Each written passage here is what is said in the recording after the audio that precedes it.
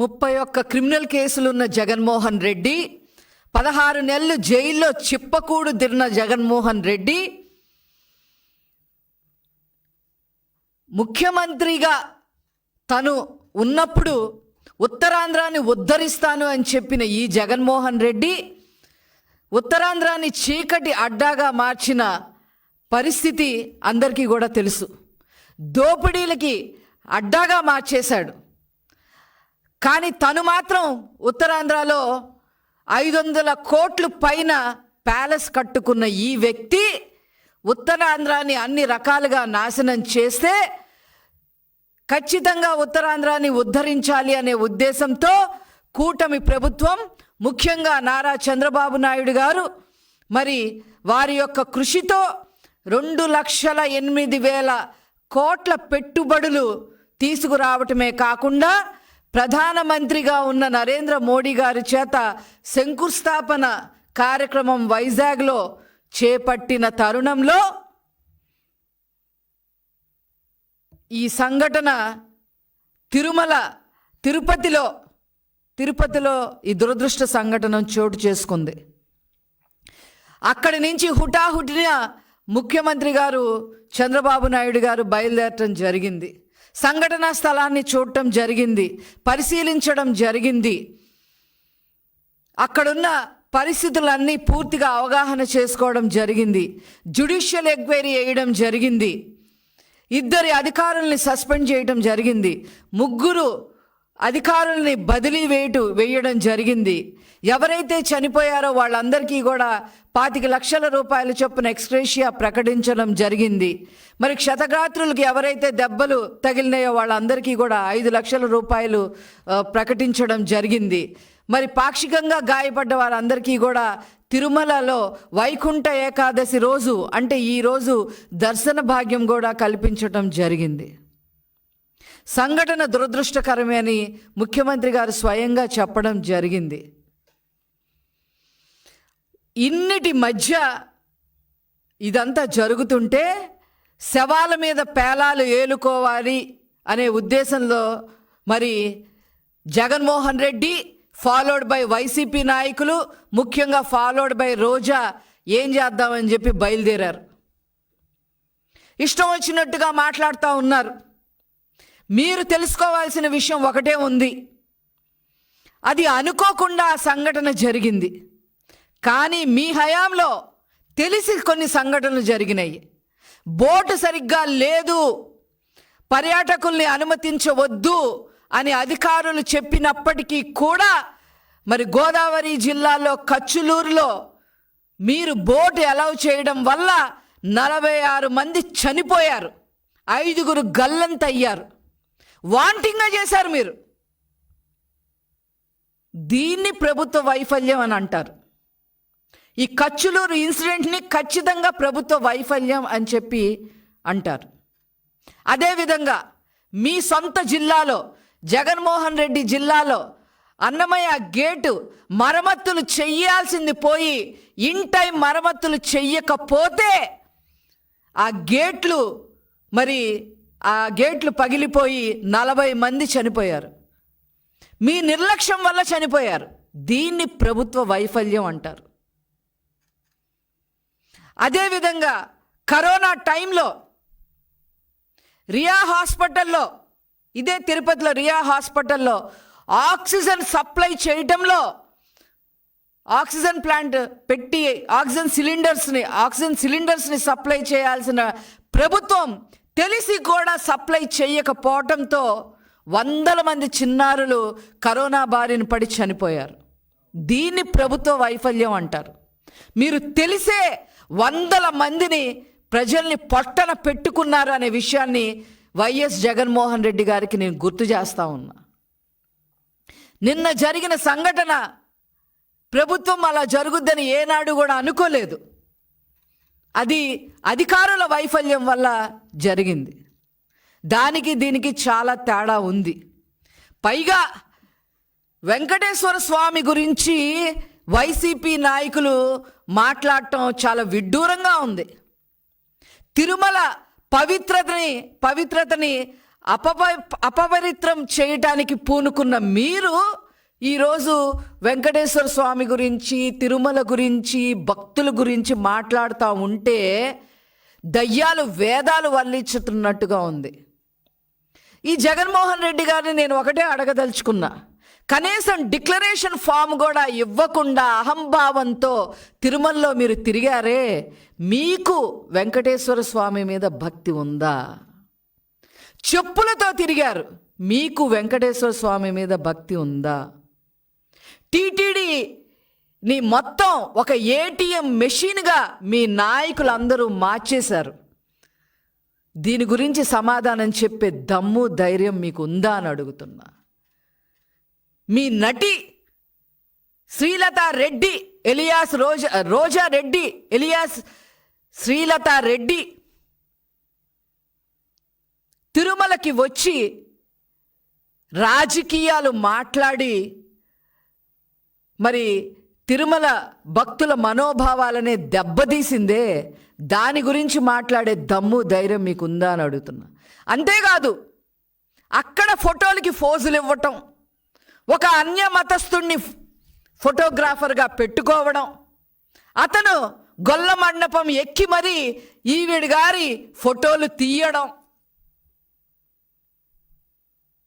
అదేవిధంగా ఒక ఐఏఎస్ అధికారిని, మేనల్లుణ్ణి, ఆర్టీసీలో పనిచేసే వాడిని తీసుకొచ్చి టూరిజం డివిజనల్ మేనేజర్గా చేసి వాడి చేత తిరుమల మొత్తాన్ని అపవిత్రం చేయడమే కాకుండా అవినీతికి అడ్డగా మార్చేసిన రోజా సంగతి ఏంటి అని చెప్పి ఈ సందర్భంగా అడుగుతా ఉన్నా. తిరుమలలో ఉన్న టికెట్లు, విఐపి టికెట్లు అన్నీ కూడా వేలకి అమ్ముకొని లక్షలు సంపాదించిన మాట వాస్తవం కాదా అని చెప్పి నేను ఈ రోజాను అడగదలుచుకున్నా. మీరు ఈరోజు తిరుమల గురించి మాట్లాడటం అనేది చాలా హాస్యాస్పదంగా ఉంది అని చెప్పి ఈ సందర్భంగా నేను తెలియజేస్తా ఉన్నా. మీలాగా చెవిరెడ్డి భాస్కర్ రెడ్డి లాగా దర్శనం చేసుకోకుండానే ఇంటింటికి తిరుమల ప్రసాదం ఎవరు పంచలేదే, విఐపి టికెట్లు అమ్ముకోలేదే, టీటీడీ తిరుమల పైన ఎవరు కూడా రాజకీయాలు మీరు మాట్లాడినట్టుగా ఎవరు మాట్లాడలేదే. ఇవన్నీ ఒక ఎత్తైతే ఈరోజు ఎవరైనా ఒక విషయం మాట్లాడాలి అంటే కనీసం వాళ్ళు 50% అన్నా నీతిమంతులు అయి ఉండాలి. ముఖ్యంగా తిరుమల గురించి మాట్లాడటానికి కానీ, అలాగే దేవుడి గురించి మాట్లాడటానికి కానీ కనీసం అర్హత ఉండాలి. మీరు ఇవన్నీ ఆ అర్హతలు ఉన్న వాళ్ళు ఎవ్వరూ కూడా లేరు వైసీపీలో. ఎందుకంటే ఇంకో విషయం కూడా నేను చెప్తున్నా, తిరుమలలో బోర్డు మెంబర్స్గా ఎవరిని వేశారండి మీరు? 90% నేర చరిత్ర ఉన్న వాళ్ళని వేశారు. దీని గురించి జగన్మోహన్ రెడ్డి సమాధానం చెప్పే దమ్ముందా అని చెప్పి నేను అడుగుతా ఉన్నా. మీరు నిజంగా భక్తుల మనోభావాలని పరిగణనలోకి తీసుకునే పార్టీ అయితే, మనుషులైతే, మరి ఇక్కడ కనకదుర్గమ్మ గుడిలో సింహాలు మాయమైతే మీరు కనీసం ఒక ఎంక్వైరీ చేశారా? అంతర్వేదిలో రథం తగలబడిపోతే కనీసం ఒక ఎంక్వైరీ చేశారా? అన్యమనస్సు తిరుమలలోనే మరి టికెట్ల కింద జెరూసలేం అని చెప్పి రాస్తే దాని గురించి ఏమైనా ఎంక్వైరీ చేశారా? మీరా ఈరోజు మా ముఖ్యమంత్రి గారిని, మా ప్రభుత్వాన్ని విమర్శించేది అని చెప్పి సందర్భంగా అడుగుతా ఉన్నా. ఈ అవినీతి ఆనకొండ రోజా రెడ్డి ఎలియాస్ శ్రీలతా రెడ్డి, ఈమెకి బెంగళూరులో ఒక గెస్ట్ హౌస్, చెన్నైలో ఒక గెస్ట్ హౌస్, హైదరాబాద్లో ఒక గెస్ట్ హౌస్, ఇక్కడ కృష్ణా జిల్లాలో మరి ఇక్కడ నూజివీడులో ఒక గెస్ట్ హౌస్, మంగళగిరిలో మరి నూతక్కి ప్రాంతంలో 7 ఎకరాల మంది ఒక గెస్ట్ హౌస్. అదేవిధంగా మరి ఈవిడ బెల్ట్ షాపులతో సంపాదించిన 100 కోట్లు, అట్లాగే కాజేసిన భూముల వల్ల మరి 150 కోట్లు, అదేవిధంగా విల్లాలు కట్టి 200 కోట్లు, ఏపీఐఐసి చైర్మన్గా 236 కోట్లు, గ్రావెల్ దోపిడీలో 48 కోట్లు, టూరిజం ద్వారా 35 కోట్లు, విజయపురం కొండ తవ్వేసి 70 కోట్లు, ఆడుదాం ఆంధ్ర పేరుతో 100 కోట్లు, ఇన్ని సంపాదించి ఇంత అవినీతి ఆనకొండ ఈరోజు మా ముఖ్యమంత్రి గారి గురించి మాట్లాడటానికి పూనుకుంది అంటే నువ్వు అన్నం తింటున్నావా, గడ్డి తింటున్నావా అని చెప్పి రోజా నేను అడుగుతా ఉన్నా.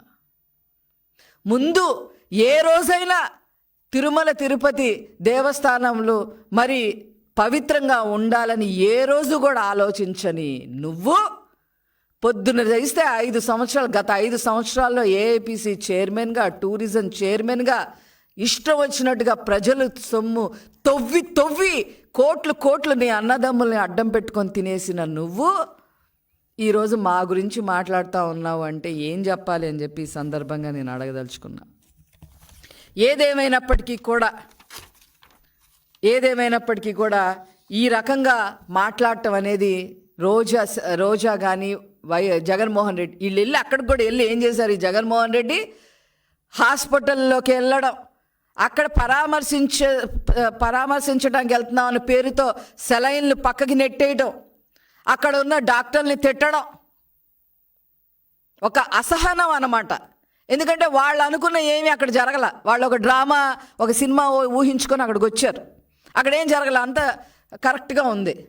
కరెక్ట్గా ఉండటానికి కారణం హుటాహుటిన నారా చంద్రబాబు నాయుడు గారు అక్కడికి ఆ స్థలానికి వెళ్ళడమే. దాంతో వీళ్ళు ఇష్టం వచ్చినట్టుగా ప్రవర్తించిన తీరు ప్రజలు గమనిస్తూ ఉన్నారు. అట్లాగే మా చైర్మన్ గారు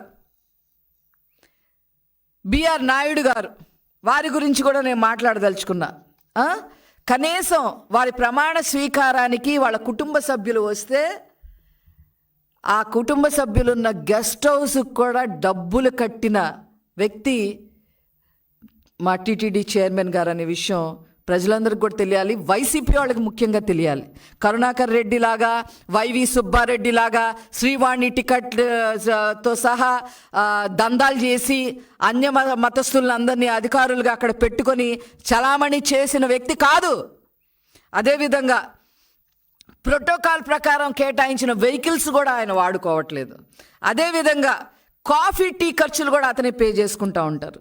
అదేవిధంగా విఐపి బ్రేక్ దర్శనాలు కూడా అతను ఉపయోగించుకోరు. అతను ఉండే నాయుడు గారు ఉండే గెస్ట్ హౌస్కి కూడా వారు అద్దె చెల్లిస్తూ ఉన్నారు. ఇలాంటి చైర్మన్ గారిని మీరు ఇష్టం వచ్చినట్టుగా మాట్లాడటం కూడా కరెక్ట్ కాదు అని చెప్పి ఈ సందర్భంగా నేను తెలియజేస్తూ, ముందు దయ్యాలు వేదాలు వల్లించే విధంగా వైసీపీ నాయకులు ప్రవర్తిస్తూ ఉన్నారు. ముఖ్యంగా రోజా ప్రవర్తిస్తూ ఉన్నారు. మీ డ్రైనేజ్ మౌత్కి కళ్ళెం వెయ్యండి అని చెప్పి ఈ సందర్భంగా నేను హెచ్చరిస్తూ నేను సెలవు తీసుకుంటాను.